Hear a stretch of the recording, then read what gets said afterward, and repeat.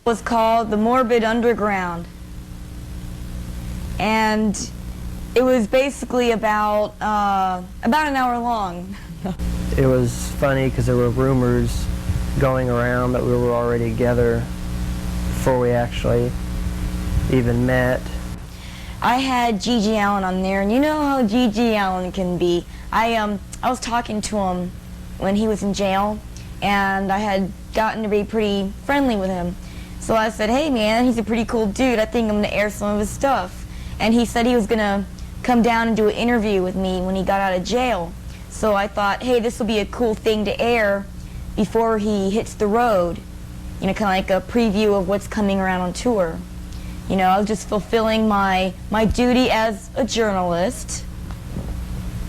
And what thanks do I get? Basically, I showed a tape that I edited, an already edited tape of him performing on stage. You know, he defecates and urinates and all kinds of stuff on stage. And I showed it to the public access officials, and they said, well, there's nothing in the book that says you can't run that.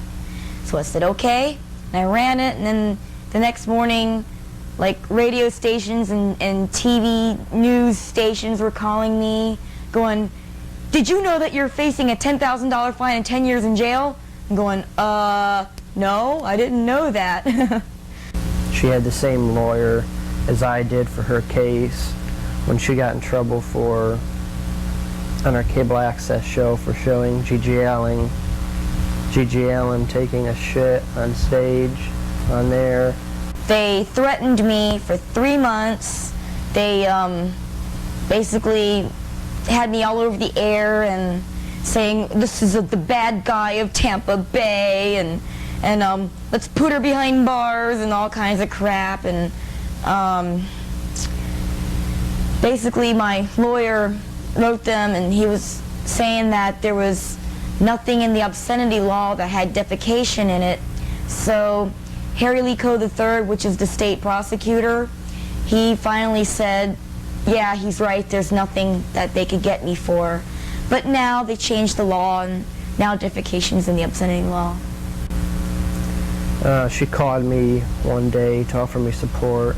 By the time the whole thing was blown over for a couple months, I was in really, really bad shape, financially, mentally, spiritually, and I moved back in with my parents for a little while, and while I was recuperating, I had read this article about Mike Diana, and I was like outraged. I could not believe it. I think it was Christmas of '91.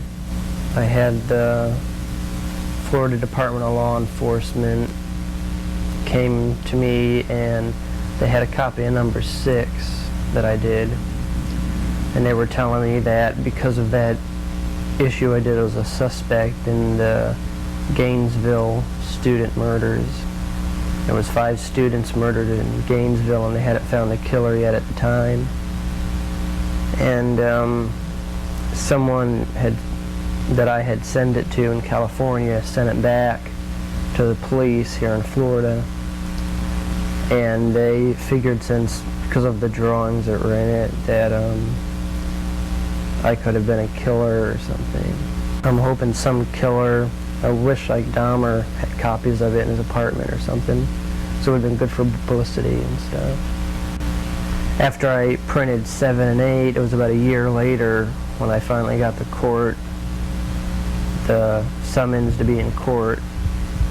So it took them a long time to decide to prosecute the case. I don't think anyone was willing to take the case until Stuart Baggish came across the magazines, and he himself is some kind of a comic book collector, and I think it just personally offended him when he saw the material at the clerk's office, and so he decided he wanted to prosecute the case.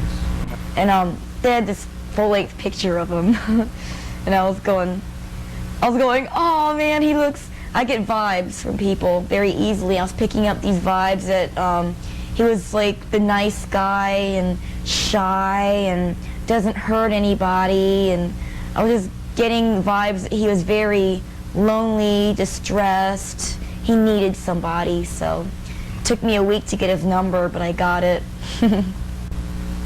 What I ended up getting was 3 years probation, $3,000 fine, 3 years worth of community service work.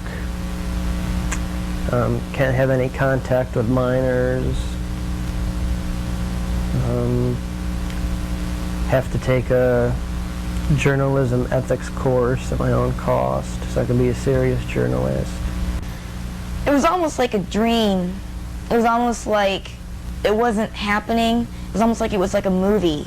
But I had a bad feeling about it from the very beginning. I was kind of doubtful, but I was trying to be as optimistic as I could, and I was trying, for Mike's sake, I was trying to help him cope. I was trying to make him feel better. And when I heard when I saw the jury walk in before the verdict, I knew it was going to be guilty, because they were looking down like they were kind of shameful, and they wouldn't look at Mike. And they were kind of like, they had that look, and I knew it.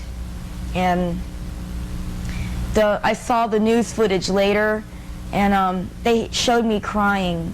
I was sitting there with my hands over my face. And then they dragged him off the next thing I knew. Almost like I was in shock at first because I couldn't actually believe that I was found guilty and then go in jail at the same time. I thought if I was found guilty they wouldn't actually just put me in jail, especially for just drawing. And so then I went in there, and I was had been up early that morning for court, and I hadn't had any much sleep all week. And I was just looking forward to the weekend where I could sleep at home and wouldn't have to worry about anything. So I ended up, when I was in jail there, I couldn't sleep because they have the lights on 24 hours and all kinds of noise, and just a metal bed in the cell without any blankets or pillows or anything. So, and there was a lot of murderers and rapists in there and stuff. And they were all saying, "I'm in here for raping, I'm in here for murdering. What do you do?" And I said, "Oh, I drew some pictures."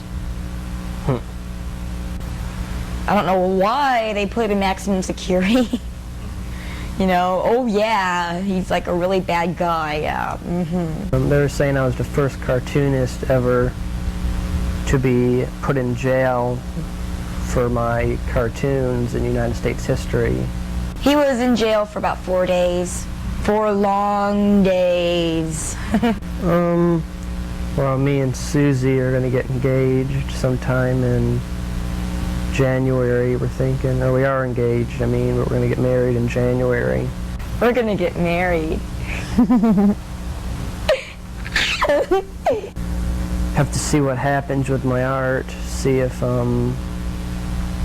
they can leave me alone so I can do it without worrying about getting in trouble for it. Also, I'd like to start thinking about moving out of Florida when I can.